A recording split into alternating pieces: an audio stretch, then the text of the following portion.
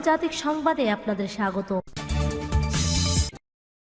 জানিয়ে দিব এই মুহূর্তে হাতে পাওয়া সর্বশেষ গুরুত্বপূর্ণ আপডেট সংবাদ। শুরুতেই থাকছে সংবাদ শিরোনাম, এরপরেই বিস্তারিত।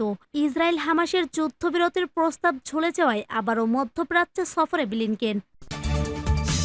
এরপর জানিয়ে দিব রাশিয়া ইউক্রেন যুদ্ধ শান্তি সম্মেলনে 90টি রাষ্ট্র ও সংস্থা থাকবে, দাবি সুইজারল্যান্ডের। এদিকে গোলাবারুদ সংকটে ইউক্রেন, কণ্ঠস্বর জেলেনস্কি বাহিনী। আরও জানিয়ে দিব প্রধানমন্ত্রী শেখ হাসিনার সঙ্গে সোনিয়া, রাহুল ও প্রিয়াঙ্কার সাক্ষাৎ। এবং সর্বশেষ জানিয়ে দিব সিকিমে প্রবল বৃষ্টি, পাহাড় ধসে 3 জন নিহত। শুনছিলেন সংবাদ শিরোনাম, এখন বিস্তারিত। তবে অনুরোধ থাকবে ভিডিওতে একটি লাইক করে দিন এবং কমেন্টস করে জানিয়ে দিন আপনি কোথা থেকে আমাদের এই ভিডিওটি দেখছেন বা শুনছেন। ইসরায়েল হামাসের যুদ্ধবিরতির প্রস্তাব ঝুলে যাওয়ায় আবারও মধ্যপ্রাচ্যে সফরে ব্লিনকেন। চলতি সপ্তাহে নেতানিয়াহু সরকারের একটি বড় সামরিক অভিযান ও অস্থিরতার মধ্যে গাজায় আটক 4 ইসরায়েলি বন্দীকে নাটকীয়ভাবে উদ্ধারের পরে প্রস্তাবিত ইসরায়েল হামাস যুদ্ধবিরতির চুক্তি অনিশ্চিত হয়ে পড়েছে। এরপরই আবারও মধ্যপ্রাচ্যে সফর করছেন মার্কিন পররাষ্ট্রমন্ত্রী অ্যান্টনি ব্লিনকেন। 10 দিন আগে পাওয়া প্রস্তাবে হামাসের পক্ষ থেকে এখনও কোনো দৃঢ় সাড়া পাওয়া যায়নি। গত অক্টোবরে শুরু হওয়া সংঘাতের পর সোমবার ব্লিনকেন ওই অঞ্চলে তার 8ম কূটনৈতিক মিশন শুরু করবেন। তিনি ইসরায়েল, জর্ডান ও কাতারের সফরের আগে কায়রোতে মিশরের প্রেসিডেন্ট আবদেল ফাত্তাহ আল সিসির সাথে বৈঠক করবেন। এদিকে প্রেসিডেন্ট জো বাইডেন বলেন, ব্লিনকেন এবং অন্যান্য মার্কিন কর্মকর্তারা বন্দী উদ্ধারের প্রশংসা করেছেন। যদিও এই অভিযানের ফলে বিপুল সংখ্যক বেসামরিক ফিলিস্তিন মারা গেছেন, একই সাথে এটি ইসরায়েলের একটি সাহসী পদক্ষেপও। তবে আইডিএফ এর এই হামলার ফলে ইসরায়েলের 7 অক্টোবর হামলার মাধ্যমে শুরু হওয়া যুদ্ধে লড়াই চালিয়ে যাওয়ার হামাসের সংকল্পকে আরও দৃঢ় করে চলমান যুদ্ধবিরতির প্রচেষ্টাকে জটিল করে তুলতে পারে। বাইডেনের জাতীয় নিরাপত্তা উপদেষ্টা জেক সুলিভান রোববার বলেছেন, হামাস এই বিশেষ অভিযানটি কিভাবে বিবেচনা করবে এবং তারা হ্যাঁ বলবে কি না বলবে এবং সে বিষয়ে তারা কি করবে তা বলাও কঠিন। আমরা এই মুহূর্তে হামাসের কাছ থেকে আনুষ্ঠানিক উত্তর পাইনি।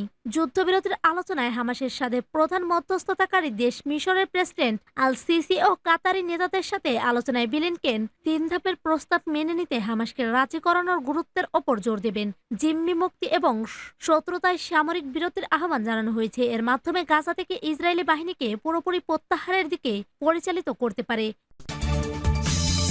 রাশিয়া ইউক্রেন যুদ্ধ শান্তি সম্মেলনে 90টি রাষ্ট্র ও সংস্থা থাকবে, দাবি সুইজারল্যান্ডের। রাশিয়া ইউক্রেন যুদ্ধ বন্ধে শান্তি আলোচনার পথ সুগম করার লক্ষ্যে একটি শীর্ষ সম্মেলনের আয়োজন করতে যাচ্ছে সুইজারল্যান্ড। এতে অংশ নিতে এখন পর্যন্ত 90টি রাষ্ট্র এবং সংস্থা নিবন্ধন করেছে। সোমবার এই তথ্য জানিয়েছে সুইস সরকার। 15 থেকে 16 জুন এই সম্মেলন অনুষ্ঠিত হবে। ব্রিটিশ বার্তা সংস্থা রয়টার্স এ খবর জানিয়েছে। শীর্ষ এই সম্মেলনে রাশিয়াকে আমন্ত্রণ জানানো হয়নি, তবে একটি বিবৃতিতে সুইস সরকার বলেছে, এই সম্মেলনের লক্ষ্যে ইউক্রেনের ভবিষ্যৎ শান্তি প্রক্রিয়ায় কিভাবে রাশিয়া ও ইউক্রেনের অংশগ্রহণ নিশ্চিত করা যায় তা নিয়ে সম্মিলিতভাবে আলোচনা করা হবে। জানুয়ারিতে ইউক্রেনের প্রেসিডেন্ট ভলোদিমির জেলেনস্কি শীর্ষ এই সম্মেলনের আয়োজনের আহ্বান জানান। তার আহ্বানে সাড়া দিয়ে সুইজারল্যান্ড সম্মেলনের আয়োজন করতে সম্মত হয় এবং পশ্চিমাদের তুলনায় মস্কোর সঙ্গে ভালো সম্পর্ক রয়েছে এমন দেশগুলোর মধ্যে এই আয়োজনের পক্ষে সমর্থন জোগাড়ের চেষ্টা করে। এদিকে শীর্ষ এই সম্মেলনকে সময়ের অপচয় বলে উড়িয়ে দেয় রাশিয়া।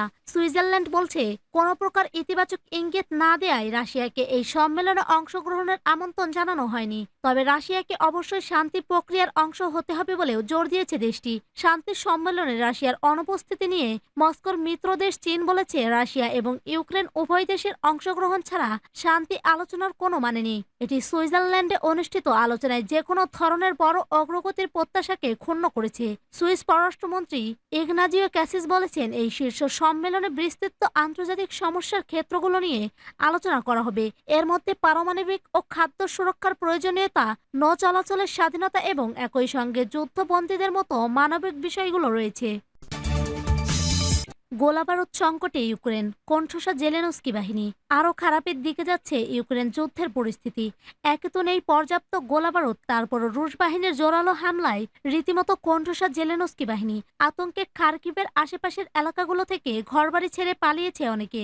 মিত্র যুক্তরাষ্ট্র সামরিক সহায়তার ঘোষণা দিলেও তা এখনো হাতে পায়নি কিয়েভ। দ্রুত গোলাবারুদ না পেলে পরিস্থিতি আরও ভয়াবহ হবে বলে শঙ্কা সেনাদের। 2 বছর পেরিয়ে তৃতীয় বছরে রাশিয়া ইউক্রেন যুদ্ধ যুদ্ধ, যেখানে রুশ সেনাদের হামলার মুখে একেবারে নাজেহাল জেলেনস্কি বাহিনী, যদিও মানতে নারাজ প্রেসিডেন্ট ভলোদিমির জেলেনস্কি। ইউক্রেনীয় সেনাদের দাবি গোলাবারুদ সহ প্রয়োজনীয় যুদ্ধ সরঞ্জামের ঘাটতি আছে, অভাব আছে জনবলেরও। দিন যত গড়াচ্ছে ততই খারাপ হচ্ছে রণাঙ্গনের পরিস্থিতি। এ বিষয়ে এক ইউক্রেনীয় সৈনিক বলেন, একটা সময় দিনে প্রায় ৮০টার মতো গোলা ছোড়া হতো। এগুলো ছুড়তে ছুড়তে আমাদের হাত ব্যথা হয়ে যেত, ক্লান্ত হয়ে পড়তাম। কিন্তু এখন চুপ করে বসে আছি। রুশ সেনারা আমাদের দিকে গোলা ছুড়লেও মোকাবিলা করার মতো কিছুই নেই আমাদের। রাশিয়ার হামলায় বিচ্ছিন্ন ইউক্রেনের বেশ কিছু অঞ্চল, যোগাযোগ ব্যবস্থা ব্যাপকভাবে ভেঙে পড়েছে। খার্কিভের আশেপাশের গ্রামগুলোই আতঙ্কে এলাকা ছেড়েছেন অনেক বাসিন্দা। খার্কিভের পর এবার চাসিভ ইয়ারে আক্রমণের পরিধি বাড়িয়েছে পুতিন বাহিনী, যা দখলে নিলে যুদ্ধ কৌশলগতভাবে অনেকটাই এগিয়ে যাবে মস্কো। সহজ হবে দোনেৎস্কের বাকি এলাকাগুলোর নিয়ন্ত্রণ নেওয়া। জোরদার হওয়া এই হামলা ঠেকাতে গোলাবারুদের ঘাটতি অনেকেই ভোগাবে ইউক্রেনকে, এমনটাই বলেছেন সামরিক বিশ্লেষকরা।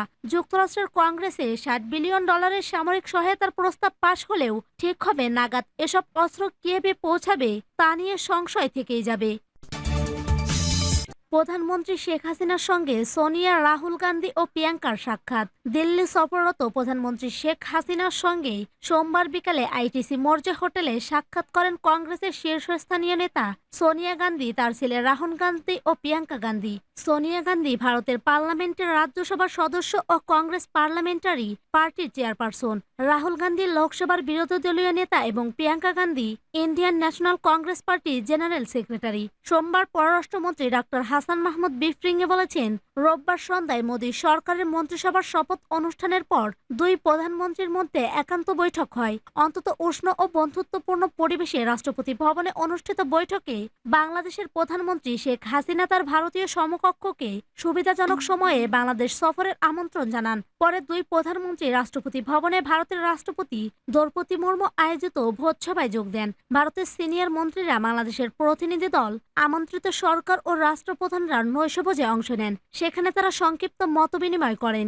সংবর্ধনা অনুষ্ঠানে তাদের মধ্যে কুশল বিনিময় হয়। টানা তৃতীয় মেয়াদে ভারতের প্রধানমন্ত্রী হিসেবে নরেন্দ্র মোদীর শপথ অনুষ্ঠানে রোববার প্রতিবেশী দেশগুলোর সরকার প্রধানদের মধ্যে উপস্থিত হন প্রধানমন্ত্রী শেখ হাসিনা। সিকিমে প্রবল বৃষ্টি, পাহাড় ধসে ৩ জন নিহত। প্রবল বন্যা আর বৃষ্টিতে ভারতের সিকিমে একাধিক জায়গায় পাহাড় ধস হয়েছে। এতে প্রাণ হারিয়েছেন ৩ জন। এখন পর্যন্ত একজন নিখোঁজ রয়েছে বলে জানা গেছে, জানিয়েছে দেশটির একাধিক গণমাধ্যম। আজ সোমবার ভোররাতে দুর্যোগ ধসে গেছে অন্তত ৮টি বাড়ি। ধ্বংসস্তূপের নিচে এখনও চাপা পড়ে আছেন অনেকে বলে ধারণা করা হচ্ছে। আশঙ্কা করা হচ্ছে হতাহতের সংখ্যা আরও বাড়তে পারে। ভারী বৃষ্টির কারণে ব্যাহত হচ্ছে উদ্ধার কাজ। এদিকে পাহাড় ধসে বন্ধ হয়ে গেছে বেশ কয়েকটি গুরুত্বপূর্ণ সড়ক। বৃষ্টির পানিতে তলিয়ে গেছে কিছু এলাকা। জারি করা হয়েছে রেড অ্যালার্ট। গত কয়েকদিন ধরে লাগাতার বৃষ্টিতে সিকিমের বেশ কিছু এলাকা ধস হয়েছে। এতে সবচেয়ে বেশি ক্ষতিগ্রস্ত হয়েছে দক্ষিণ সিকিম।